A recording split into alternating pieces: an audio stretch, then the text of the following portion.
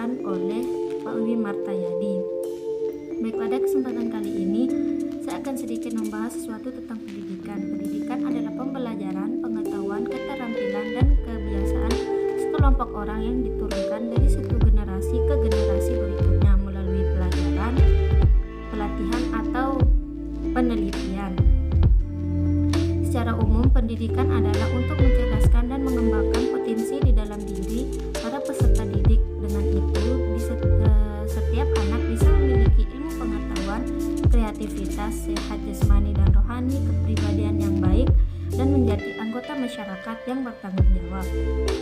Adapun fungsi pendidikan secara umum adalah untuk mengembangkan kemampuan membentuk watak menjadi pribadi yang bermartabat. Baik, selanjutnya jenis-jenis pendidikan dibagi menjadi 3. Yang pertama adalah pendidikan formal, yaitu pendidikan terstruktur dan memiliki jenjang mulai dari pendidikan anak usia dini atau PAUD, sekolah dasar atau SD, sekolah menengah yakni SMP, sekolah atas SMA atau SMK, dan sekolah perguruan tinggi universitas. Yang kedua adalah pendidikan non formal, yaitu jalur pendidikan formal yang bisa dilaksanakan secara berjenjang terstruktur. Jenis pendidikan ini bisa disetarakan dengan hasil program pendidikan melalui proses penilaian dari yang berwenang. Contohnya dari pendidikan ini yaitu lembaga kursus, sanggar, majelis taklim, dan lain-lain. Kemudian yang ketiga adalah pendidikan informal. Pendidikan informal ini jenisnya ialah pendidikan yang berasal dari keluarga dan lingkungan di mana peserta didik bisa mendapatkan pendidikan seperti pendidikan agama, budi pekerti, etika sopan santun, moral, dan sosialisasi. Dari penjelasan yang tadi sudah dapat kita ketahui definisi, fungsi, tujuan, dan jenis pendidikan secara umum. Maka dari itu, mari kita bahas tentang pendidikan secara lebih dalam. Pendidikan secara tempat dibagi menjadi 2, yaitu pendidikan di kota dan pendidikan di desa. Sama-sama kita ketahui pendidikan di desa lebih rendah dibandingkan dengan pendidikan yang ada di kota. Mengapa hal ini bisa terjadi? Yang pertama, dikarenakan kemauan sendiri. Di desa rata-rata kemauan untuk menempuh pendidikan secara tinggi sangatlah minim. Mereka lebih memilih bekerja untuk yang laki-laki dan lebih memilih menikah untuk yang perempuan.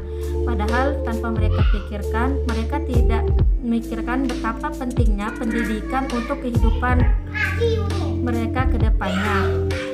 Kemudian yang kedua, dukungan orang tua. Dukungan orang tua sangat penting akan antusias anak untuk menempuh pendidikan yang tinggi. Jika orang tua tidak mendukung anaknya untuk menempuh pendidikan, maka kemauan anak pun untuk menempuh pendidikan akan semakin menurun. Bentuk dukungan tersebut bisa dari jasmani dan rohani. Jasmani bisa berupa pembiayaan keuangan, dan rohani bisa berupa motivasi terhadap anak akan pentingnya pendidikan. Kemudian yang ketiga, dari segi infrastruktur, kita bisa melihat sendiri bagaimana bangunan-bangunan di sekolah di desa. Terkadang bangunan sekolah yang ada di desa tidak layak untuk dijadikan sebagai tempat untuk fasilitas dan sarana sekolah. Baik, yang ketiga, dari segi infrastruktur, kita bisa melihat sendiri bagaimana bangunan-bangunan sekolah di desa. Terkadang bangunan yang ada di desa tidak layak untuk dijadikan sebagai tempat untuk sekolah atau menimba ilmu. Fasilitas dan sarana prasarana juga tidak lengkap atau bisa dibilang sangat kurang. Kemudian yang keempat, tenaga kerja. Faktor ini juga berpengaruh di mana terkadang tenaga kerja atau guru yang mengajar di desa sangatlah sedikit atau bisa dibilang kurang. Itulah beberapa alasan mengapa pendidikan di desa lebih rendah daripada pendidikan yang ada di kota. Sebagai generasi selanjutnya, kita sebagai generasi muda, marilah untuk mementingkan pendidikan dengan cara mencari ilmu setinggi-tingginya.